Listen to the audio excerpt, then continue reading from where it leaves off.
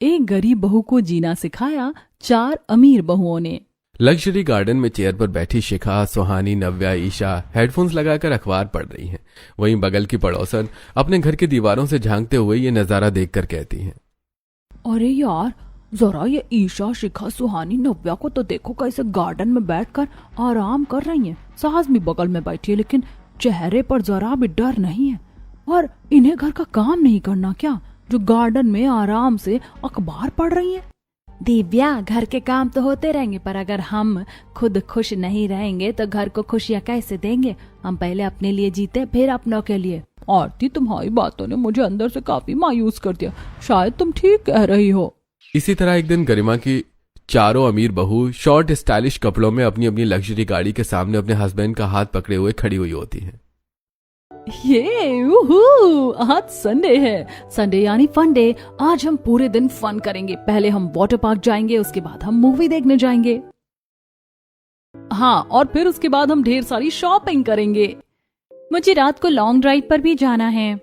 बिल्कुल, आप लोगों का प्लान सर आंखों पर। हाँ, जाओ, अपनी जिंदगी खुलकर जियो, एंजॉय करो। ये दिन बार बार नहीं आते। अब वो चारों अपने पति के साथ बड़ी सी कार में बैठकर सबसे पहले वाटर पार्क जाते हैं। वाओ, कितना अमेजिंग मोमेंट है। पानी भी कितना ठंडा ठंडा है वाटर पार्क में। अरे, सारा टाइम क्या वाटर पार्क में ही बिताना है? चलो कुछ फोटो लेते हैं और उसके बाद मूवी देखने चलते हैं और फिर शॉपिंग पर भी जाना है।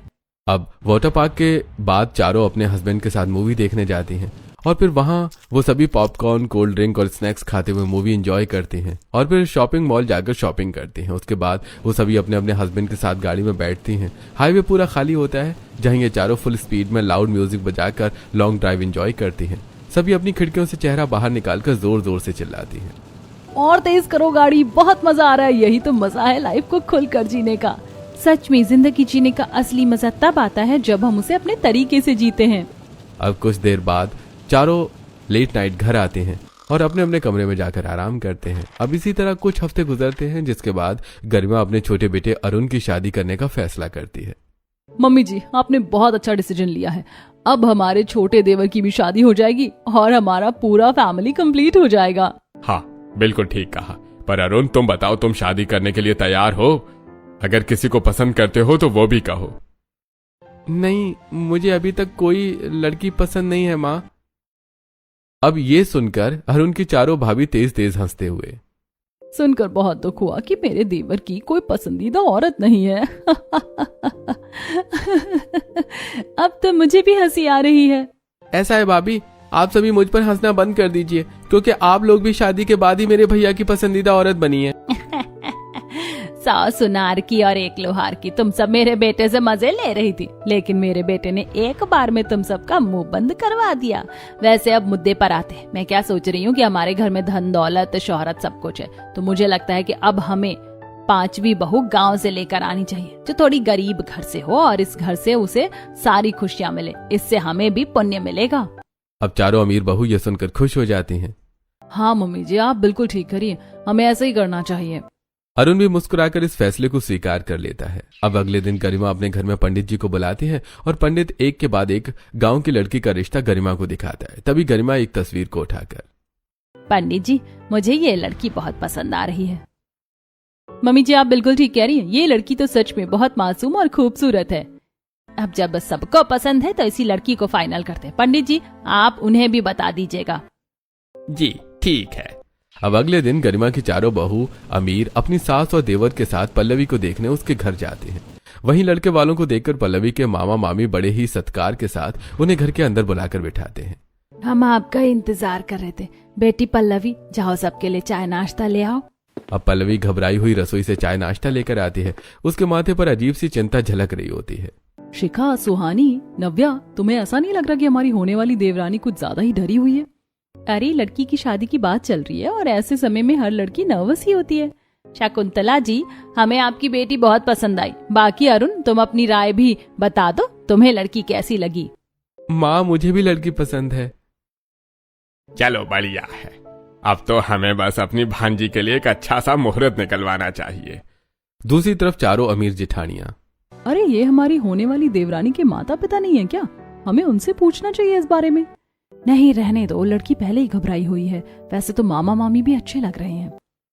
तुम चारों खुद में ही लकी हुई हो, तुम भी कुछ बोलो। जी, हमें हमारी होने वाली गांव की देवरानी बहुत पसंद है। अब तो बस आप अच्छा सा मुहूर्त निकलवा कर रिश्ता फिक्स करिए। अब इसी तरह 3 से 4 हफ्ते गुजरते हैं, जिसके बाद पूरी विधि विधान के साथ पल्लवी शादी करके अपने ससुराल आती है, जहां पल्लवी देखती है कि घर के बाहर बैंड बाजा नगाड़े बज रहे हैं। वहीं चारों जेठानियां खुशी से नाच रही हैं। दूसरी तरफ पड़ोस की औरतें, देखो आरती, चारों जेठानी अपनी देवरानी के आने की खुशी में कितना नाच गा रही हैं। ऐसा सच में दिल खोल कर नाच रही, असली जिंदगी तो ये जी रही हैं।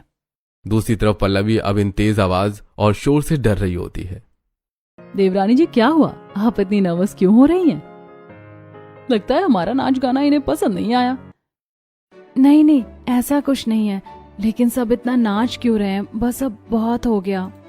अच्छा, आपको दिक्कत हो रही है तो मैं सब बंद करवा देती हूँ, रुकिए। अब चारों अमीर जेठानियां बैंड बाजा बंद करवा देती हैं। अब पल्लवी घर के दहलीज पर आती है। आओ बहू रानी, इस कलश को गिराकर घर के अंदर प्रवेश करो। अब कलश गिराकर पल्लवी अपने ससुराल में प्रवेश करती है। अरुण, जाओ अपनी पत्नी को कमरे में ले जाओ, वो थक गई होगी। अब अरुण अपनी पत्नी को कमरे में लेकर जाता है। पल्लवी, तुम बैठो, मैं अभी आता हूँ। अब पल्लवी कमरे की लाइट को बंद कर देती है। दूसरी तरफ पल्लवी की चारों अमीर जेठानियां कुछ ही देर में अपने हाथ में एक्सपेंसिव गिफ्ट्स लेकर पल्लवी के कमरे में घुसती हैं। अरे देवरानी जी, आपने कमरा इतना अंधेरे में क्यों रखा हुआ है? आप पलंग पर ही बैठी है ना? अब पल्लवी धीरे से कहती है, जी हाँ, मैं पलंग पर ही हूँ। कमाल है, आप कहीं दिखाई भी नहीं दे रही हो। वैसे आपके गांव में इतना अंधेरा करके सोते हैं क्या सब लोग? नहीं नहीं, ऐसा नहीं है। वो हर जगह की लाइट मैंने जलती हुई देखी तो इसीलिए मैंने अपने कमरे की लाइट बंद कर दी। बिजली बिल उठ रहा होगा ना। अरे पल्लवी, तुम्हें इतना टेंशन लेने की जरूरत नहीं है। यह शहर है और हमारे पास इतनी भी दिक्कत नहीं है पैसों की। तुम आराम से अपने कमरे में लाइट जलाकर रहो। अब पल्लवी अपने कमरे की लाइट ऑन करती है। एक मिनट, ये आप लोगों के हाथ में क्या है? ओह गॉड, तुमसे बात करते करते तो हम भूल ही गए कि हम यहाँ पर आए क्यों थे। दरअसल हम सबकी तरफ से आपके लिए छोटा सा गिफ्ट है, वेलकम गिफ्ट। अब एक एक करके पल्लवी गिफ्ट्स को खोलती है। सभी गिफ्ट्स काफी एक्सपेंसिव होते हैं और इन एक्सपेंसिव गिफ्ट्स को देखकर पल्लवी काफी घबरा सी जाती है। क्या हुआ पल्लवी, तुम्हें हमारा ये गिफ्ट पसंद नहीं आया क्या? तुम उदास क्यों हो गई? शायद पल्लवी गांव से है ना, तो हो सकता है हमारे गिफ्ट में गांव वाली बात ना हो। क्यों पल्लवी, मैंने ठीक कहा ना? तभी पल्लवी सहमी हुई कहती है, नहीं नहीं, ऐसा कुछ नहीं है। ये चारों गिफ्ट्स बहुत अच्छे हैं और मुझे पसंद भी हैं। अब ये सुनकर चारों जेठानियां खुश होकर वहां से चली जाती हैं, जिसके बाद पल्लवी आराम करती है। अब अगले दिन पल्लवी एक साधारण सी साड़ी पहनकर रसोई में जाती है। तभी पीछे से उसकी चारों अमीर जेठानी वहां आती हैं और पल्लवी को साधारण कपड़ों में देखकर कहती हैं, अरे ये क्या पल्लवी, तुमने ये सब क्यों नहीं पहना जो हमने तुम्हें दिया था? मैंने तुम्हें कितनी एक्सपेंसिव साड़ी दी थी और मैंने इतना एक्सपेंसिव तुम्हें ज्वेलरी सेट दिया था। और मैंने तुम्हें इतना सुंदर मेकअप किट दिया था, तुमने मेकअप भी नहीं किया। मैंने भी स्टाइलिश हील दी थी, तुमने वो भी नहीं पहनी। क्यों नहीं पहनी तुमने पल्लवी वो सारी चीजें? जी वो सब बहुत कीमती है, रसोई में खराब हो जाएगा। मैं उन चीजों को कभी किसी त्योहार में पहन लूंगी। पल्लवी ये क्या बात हुई? मुझे लगता है तुम चीजों को कल के ऊपर ज्यादा छोड़ती हो। अरे त्योहार तो बात की बात है, तुम्हें तो आज में खुश होना चाहिए था, आज को जीना चाहिए था। आज तुम्हारे ससुराल में तुम्हारा पहला दिन था, स्पेशल डे। नहीं, मुझे इतना खुश होना पसंद नहीं है और मेरे लिए तो सारे दिन एक बराबर ही होते हैं। अब ये सुनकर चारों अमीर जेठानियां एक दूसरे की शक्ल देखने लगती हैं। चलो ठीक है, कोई बात नहीं। बाकी सुनो, फ्रिज में सारी सब्जियां और इस कैबिनेट में सारे एक्सपेंसिव मसाले और उस तरफ ड्राई फ्रूट्स जैसी चीज रखी हैं। तुम इनका इस्तेमाल करके पहली रसोई का खाना बना लो। अब अपनी अमीर जेठानियों के जाने के बाद पल्लवी सभी सामान को घूर घूर कर देखती है।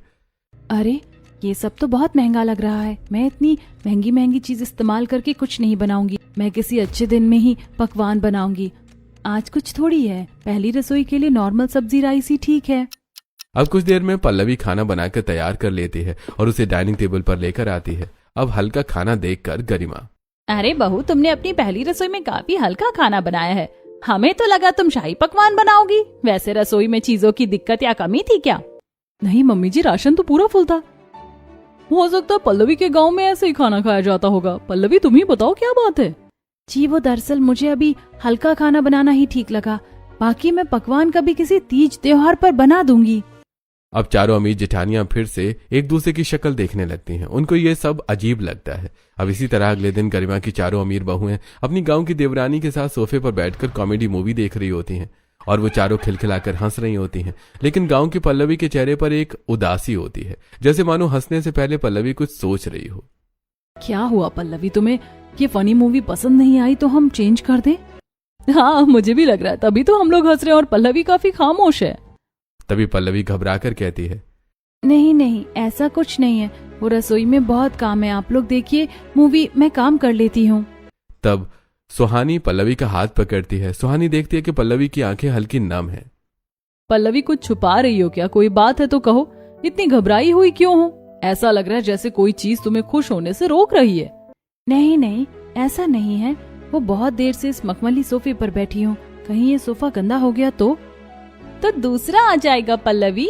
आज तो तुम इस मखमली गद्दे को एंजॉय कर लो, कल को ये मखमली गद्दा खराब हो गया तब क्या करोगी? तब इस बात का अफसोस करोगी कि काश उस दिन मखमली गद्दे पर बैठ जाती। अब पल्लवी बिना कुछ कहे अपना हाथ छुड़ाकर वहां से चली जाती है। अब अगले दिन गरिमा अपने हाथ में ढेर सारे गहने और एक्सपेंसिव साड़ी लेकर पल्लवी के कमरे में जाती है। बहू, कुछ लोग तुम्हें देखने आ रहे हैं, तुम इन कपड़ों को पहनकर तैयार हो जाओ। तभी पीछे से चारों अमीर जेठानी आकर, मम्मी जी, ये सब कुछ आपने हमें भी दिया था ना, और अब हमारी गांव की देवरानी को मिल रहा है। हाँ, अच्छा सुनो, तुम चारों मिलकर ही मेरी गांव की बहू को तैयार कर दो, ये वैसे भी काफी घबराई घबराई सी रहती है।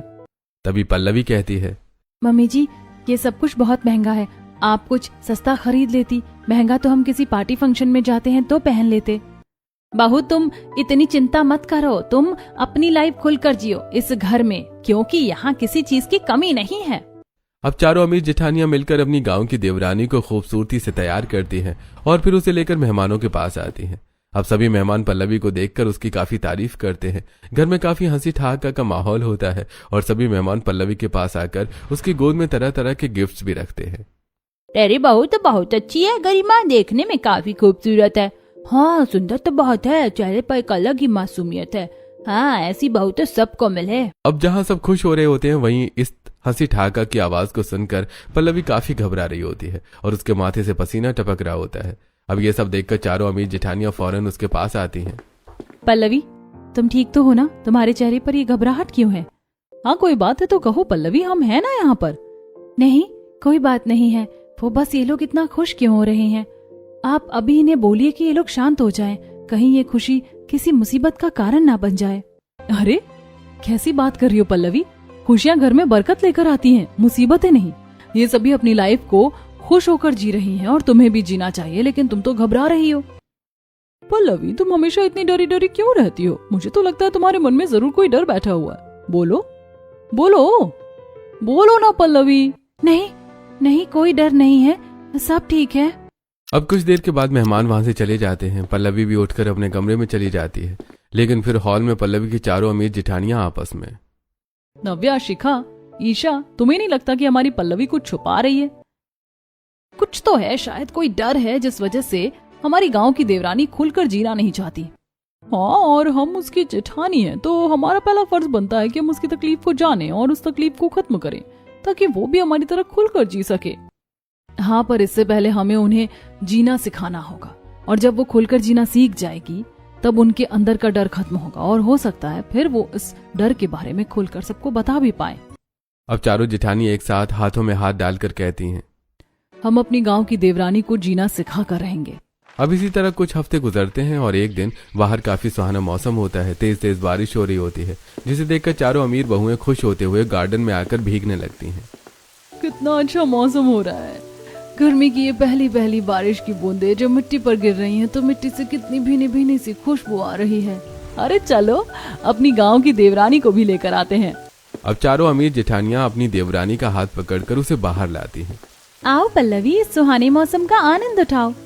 अब पल्लवी घबरा कर, नहीं नहीं, बारिश में क्यों भीगना, हम बीमार पड़ जाएंगे, फिर कितनी महंगी दवाइयाँ आएंगी, और अगर किसी ने हमें भीगता देख लिया तो कल को वही ताने मारेंगे कि हम ही ज्यादा खुश हो रहे थे जिस वजह से हमारी सेहत बिगड़ गई।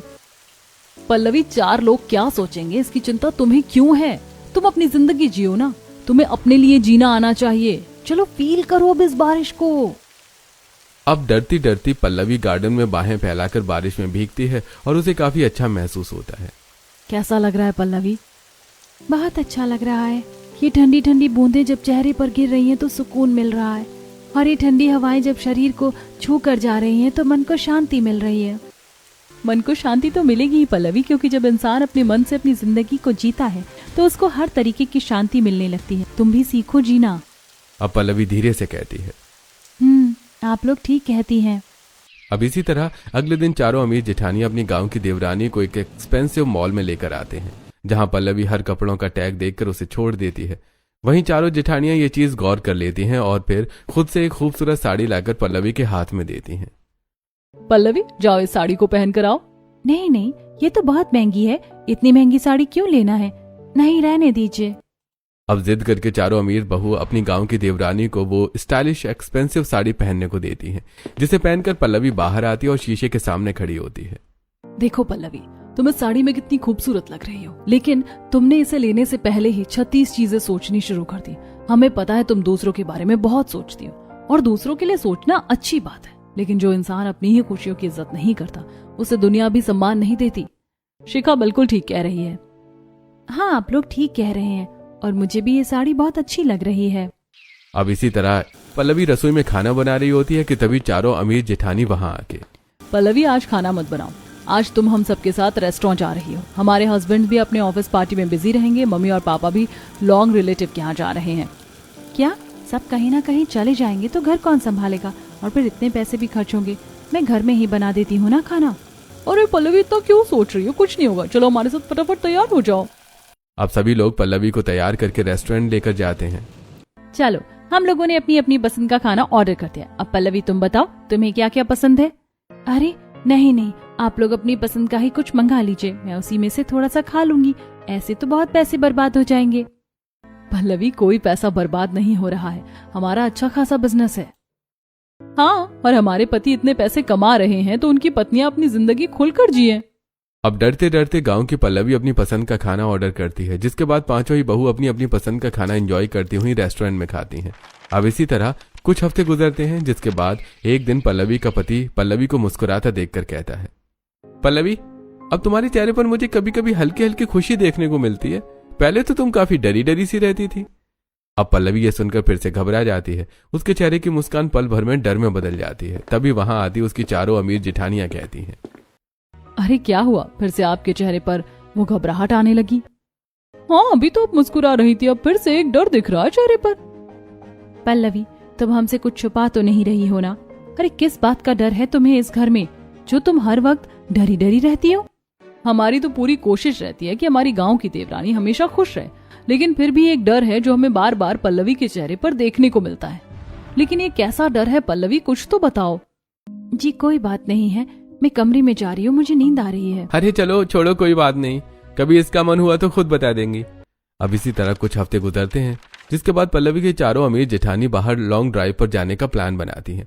लेकिन जब ये बात पल्लवी को पता चलती है तो पल्लवी कहती है, अरे लॉन्ग ड्राइव पर क्यों, इतनी दूर लंबा सफर, कहीं कुछ हो गया तो, और हम जा ही क्यों रहे हैं। ना तो कोई खुशी की बात है, ना ही कोई उत्सव है, फिर इतना सारा पैसा, पेट्रोल और समय क्यों बर्बाद करना है। पल्लवी पैसा पेट्रोल तो फिर आ जाएगा, लेकिन तुम हर बार चीज कल के ऊपर क्यों छोड़ती हो। आज में क्यों नहीं रहती हो तुम कल के चक्कर में अपना आज खराब कर रही हो। अरे आज जी लो जितना जी सकती हो, कल किसी ने नहीं देखा है। अब जबरदस्ती पल्लवी को सब अपने साथ सनरूफ वाली कार में बिठाकर लॉन्ग ड्राइव पर लेकर जाते हैं। आगे की सीट पर ईशा और शिखा बैठी होती हैं और पीछे सुहानी, नव्या और पल्लवी बैठी होती हैं। पल्लवी अपने हाथों से साड़ी के आंचल को मरोड़ रही होती है और उसके चेहरे पर एक डर दिख रहा होता है। क्या हुआ पल्लवी, तुम इतना डरी क्यों हो। देखो विंडो से बाहर कितनी ठंडी ठंडी हवा चल रही है। इतने में ईशा जो गाड़ी ड्राइव कर रही है वो गाड़ी का सनरूफ ओपन करती है। तभी सुहानी और नव्या खड़ी हो जाती हैं। आगे वाली सीट पर बैठी शिखा भी सनरूफ ओपन करते ही गाड़ी में खड़ी होकर बाएं फैलाए हुए ठंडी हवाओं को महसूस कर रही होती है। वहीं पल्लवी ये सब देखकर डर रही होती है। अरे आप लोग ये क्या कर रहे हैं, मुझे बहुत डर लग रहा है, और आप इतनी देर से क्यों हंस रही हैं। इतना खुश मत होइए, बेवजह खुश होना ठीक नहीं होता। कुछ नहीं होता पल्लवी, आओ मेरे साथ। अब पल्लवी को भी सब मिलकर खड़ा करते हैं। अब पल्लवी डर डर कर अपनी दोनों बाहें फैलाती है। उसके बाल अब हवा के झोंके से लहरा रहे होते हैं और उसकी आंखें धीरे धीरे बंद हो जाती हैं। अब गाड़ी को ड्राइव करती ईशा कहती है, पल्लवी कैसा महसूस हो रहा है, बताओ ना। जी मुझे बहुत सुकून मिल रहा है। ये हवा के झोंके तेजी से मुझे छू कर जा रहे हैं। मेरे बाल हवा के रुख में लहरा रहे हैं। ऐसा लग रहा है कि मैं आसमान की एक आजाद पंछी हूँ। हाँ और क्या, अब तुम्हें कोई डर लग रहा है? नहीं, कोई डर नहीं लग रहा। खुद को बहुत आजाद महसूस कर रही हूँ। हाँ, इसी आजादी के साथ तुम खुद को महसूस करो। सोचो कि तुम सारी बंदिशों से दूर हो और अपने लिए जी रही हो। अब धीरे धीरे पल्लवी ये सब महसूस करती है और उसकी आंखों से आंसू गिरने लगते हैं। ये देखकर सब घबराकर, अरे क्या हुआ पल्लवी, तुम इमोशनल क्यों हो गई? कोई बात है क्या? हाँ, कुछ तो है पल्लवी जो तुम हमसे छुपाती हो। हम जब भी तुम्हें जीना सिखाते हैं तुम डर जाती हो, पर क्यों? हमें भी बताओ ना, आखिर बात क्या है? अब पल्लवी डर कर फिर से नीचे बैठ जाती है। नहीं नहीं, कोई बात नहीं है, मुझे अब घर जाना है, चलो घर चलते हैं। अब सभी लोग सवाल जवाब किए बगैर पल्लवी को लेकर घर आ जाते हैं। अब इसी तरह पल्लवी के चारों अमीर जेठानियां छत पर पल्लवी को ले जाकर हंसी ठहाका करना, तो कभी बालकनी में सेल्फी लेना जैसी चीजें भी करती हैं, जिससे पल्लवी अब धीरे धीरे खुश रहने लगती है। अब पल्लवी एक दिन खुद से, मेरी चारों अमीर जेठानियां कितनी अच्छी हैं। उनके साथ रहकर अब मुझे भी खुद के लिए जीने का मन करता है। अब मुझे भी शॉपिंग करना अच्छा लगता है, बाहर घूमना पसंद आता है। लोगों की भीड़ से मुझे अब डर नहीं लगता और अब मुझे अपने आप में काफी हल्का महसूस होता है। पर फिर कभी कभी डरती हूँ ये खुशियाँ मुझे फिर से किसी मनहूस घड़ी का सामना ना करवा दे। अब रात को रसोई में तेज आंच पर सब्जी जल रही होती है, जिसमें से काला धुआं निकल रहा होता है। वहीं पल्लवी जो गैस के पास खड़ी होकर एक गहरी चिंता में खोई होती है। नहीं नहीं, ये सब मैं क्या कर रही हूँ? मेरी अमीर जेठानियों ने मुझे अपने लिए जीना सिखा दिया है, पर ये गलत है। मुझे खुद पर कंट्रोल करना होगा। मैं कभी खुश नहीं रह सकती। खुशी हमेशा तकलीफ देती है। अब पल्लवी अपने में बड़बड़ा ही रही होती है कि तभी चारों जेठानियां वहां आती हैं और वो गैस पर जलता खाना देखकर चौंकती हुई कहती हैं, अरे गैस पर खाना चल रहा है और तुम सामने खड़ी होकर भी बस देख रही हो। पल्लवी, अगर बर्तन में आग लग जाती और तुम्हारा हाथ गैस के बगल में रखा हुआ है, तुम्हें होश भी है? पल्लवी कि तुम क्या कर रही हो? अभी भी एक डर दिख रहा है तुम्हारे चेहरे पर। क्या बात है पल्लवी, बोलो ना, कोई दिक्कत है तो हमें बताओ। नहीं नहीं, वो बस रात को थोड़ी सी नींद नहीं आई थी तो मन थोड़ा परेशान लग रहा है और कोई बात नहीं है। अब इतना कहकर पल्लवी खाने की गैस बंद कर देती है और वहां से चली जाती है। अब इसी तरह एक रात पल्लवी अकेली छत पर बैठी होती है, जहां तेज तेज बिजलियां कड़क रही हैं, आंधी तूफान चल रहा होता है, लेकिन पल्लवी इस भयानक मौसम में भी एक गहरी सोच में अकेली छत पर बैठी होती है। वहीं घर के लोग उसे ढूंढ रहे होते हैं। अरे मेरी चारों अमीर बहू तो यही है, लेकिन मेरी गांव की बहू कहाँ है? वो कहीं दिखाई नहीं दे रही, कमरे में भी नहीं है। हाँ, कमरे में भी कहीं नहीं दिखाई दे रही है। अच्छा, आप लोग टेंशन मत लीजिए, हम देखते हैं कि हमारी गांव की देवरानी कहाँ है। आप लोग अपने कमरे में आराम कर लीजिए। अब चारों अमीर बहू रसोई में, घर के बाहर, गार्डन में, हर जगह चेक करती हैं, लेकिन पल्लवी उन्हें कहीं नजर नहीं आती।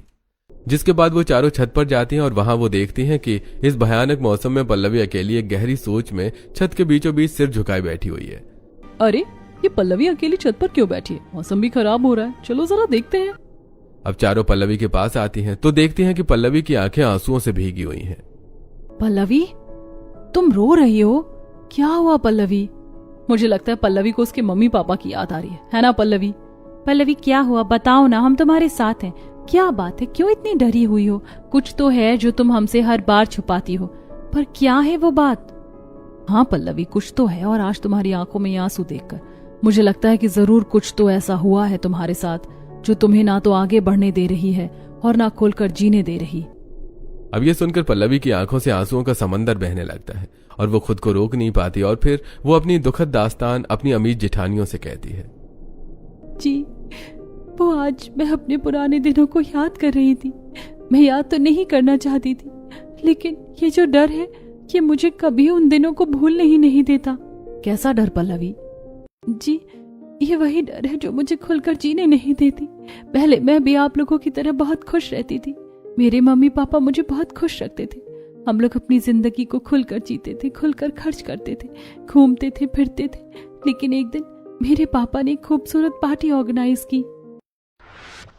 बेटी पल्लवी, अपने पिता की ये लग्जरी पार्टी तुम्हें कैसी लग रही है?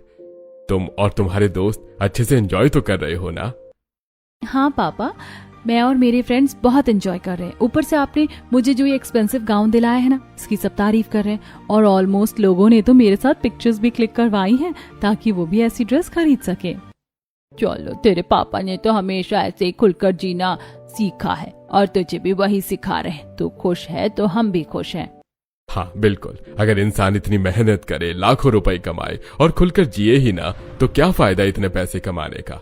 मैं तो चाहता हूं मैं और मेरा परिवार ऐसे खुश रहकर अपना जीवन जिए। अब आनंद और गायत्री अपनी इकलौती बेटी के साथ स्वादिष्ट पकवान खाते हैं, सेल्फी लेते हैं, काफी खुशी का माहौल होता है पार्टी के अंदर की। तभी अचानक से उस पार्टी में एक बड़ा शॉर्ट सर्किट होता है, जिससे पूरे हॉल में भयानक आग लग जाती है। पल भर में अफरा तफरी का माहौल हो जाता है, सभी लोग वहां से भागने लगते हैं, लेकिन इतने में वो भयानक आग की लपटें पल्लवी के माता पिता के शरीर को छू जाती हैं और खड़े खड़े पल्लवी के माता पिता वहीं जलकर राख हो जाते हैं। पापा कोई बचाओ इन्हें। पापा आप ठीक तो है ना? पल्लवी बहुत चीखती चिल्लाती है, लेकिन उस भयानक आग की लपटों में कोई नहीं जाना चाहता और फिर उसी आग में पल्लवी के माता पिता अपने प्राण को त्याग देते हैं। अब पल्लवी रो रो कर बेहाल हो रही होती है, तभी उसके मामा मामी उसके आंसू को पोंछ कर कहते हैं, चुप हो जा बेटी, शांत हो जा। न जाने किसकी नजर लग गई हमारे परिवार में, ना जाने कौन हमारी खुशियों से जल रहा था। शांत हो जा मेरी बेटी, मैं तुझे तेरे पिता से भी ज्यादा प्यार करूंगा, चुप हो जा तू। अब जहां पल्लवी बेहाल होती है, रो रो कर वहीं पड़ोस के लोग, देख लो भाई, एक झटके में खुशियां जलकर राख हो गई इन लोगों की। इसीलिए कहते हैं जरूरत से ज्यादा पैसा बर्बाद नहीं करना चाहिए खुशियों पर, और ना ही जरूरत से ज्यादा खुश होना चाहिए। सच में जरूरत से ज्यादा खुश होने पर इंसान को दुखों का सामना करना ही पड़ता है। और ये लोग तो हर दिन ही खुश रहते थे, हर दिन अपने तरीके से जीते थे, हमेशा वर्तमान में जीते रहे, भविष्य की चिंता ही नहीं की। इसीलिए तो देखो 1 मिनट में इनकी खुशियां जलकर राख हो गई।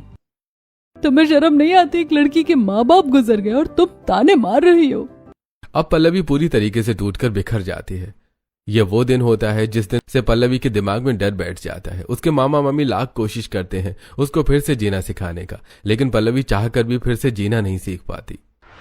ये वो दिन था मेरी जिंदगी का जिस दिन मैं बहुत खुश थी, बहुत ज्यादा, लेकिन फिर उन खुशियों ने मुझसे मेरे अपनों को छीन लिया। उस दिन से मैं जीना भूल गई, और अब जब आप चारों मुझे जीना सिखाती तो मुझे डर लगता है कि मैं कहीं फिर से कुछ खो ना बैठूं। अब चारों अमीर बहू ने अपनी गांव की देवरानी को गले से लगाकर कहती हैं, कुछ नहीं होगा पल्लवी अब, और ना ही तुम कुछ खोगी अब। वो एक अनहोनी थी जो बस हो गई, लेकिन उस अनहोनी की वजह से तुम्हारे अंदर जो डर की आग जल रही है ना, तुम्हें उस आग को बुझाना होगा, क्योंकि जब तक वो डर की आग बुझेगी नहीं तब तक तुम खुलकर जी नहीं पाओगी। हाँ, ये ठीक कह रही है। वो डर की आग तुम्हारी जीने की खुशियों को जला रही है, राख कर रही है वो तुम्हें अंदर ही अंदर। हमारी बात मानो पल्लवी, उस डर की आग को अब बुझाकर खुद के लिए जीना सीखो। हम वादा करते हैं इस बार तुम खुद के लिए जियोगी तो तुम्हारे साथ कुछ अनहोनी नहीं होगी। अब ये सब सुनकर पल्लवी को थोड़ी सी हिम्मत मिलती है और पल्लवी धीरे धीरे अपनी आंखों के आंसुओं को साफ करती हुई कहती है, आप लोग ठीक कह रहे हैं, और धीरे धीरे तो मैं जीना सीख गई थी, लेकिन फिर मुझे डर लगने लगा कि मैं फिर से खुश हो रही हूँ, कहीं फिर से मेरे साथ कुछ अनहोनी ना हो जाए। तभी पीछे से गरिमा आती है जो अपनी पांचों बहू की बात सुन लेती है। बहू, सुनकर बहुत दुख हुआ, लेकिन अब तुम्हें बीती बातों को भूलकर खुद के लिए जीना सीखना होगा बहू। वहां ऊपर देखो, आसमान की तरह, वहीं से तुम्हारे माता पिता तुम्हें आज भी देख रहे हैं, और अपनी बेटी को रोता देख किसी के माता पिता खुश नहीं होते। हाँ मम्मी जी, बिल्कुल ठीक कह रही है। हमारे लिए ना सही, लेकिन अपने माता पिता के लिए तो तुम फिर से जीना शुरू करोगी ना? बोलो पल्लवी। हाँ, वादा करो पल्लवी कि अपने माता पिता के लिए तुम उस डर की आग को बुझाकर खुद के लिए जीना सीखोगी। बोलो पल्लवी। अब धीरे से पल्लवी की चारों जेठानियां पल्लवी की ओर अपने हाथ को बढ़ाती हैं। वहीं कांपते हाथों से पल्लवी अपना हाथ अपनी जेठानी के हाथों में रखती है और फिर अपने सभी डर पर काबू पाकर कहती है, हाँ, आज मैं अपने सभी डर को जलाकर राख कर दूंगी और फिर अपने लिए जीना शुरू करूंगी। ये हुई ना बात, आखिरकार मेरी चारों अमीर बहू ने मेरी एक गांव की कमजोर दिल बहू को जीना सिखा ही दिया। अब इस दिन के बाद से पल्लवी अपनी चारों अमीर जेठानियों के साथ मिलकर खुलकर जीना सीख जाती है और अपने ससुराल में खुशहाल जिंदगी बिताने लगती है।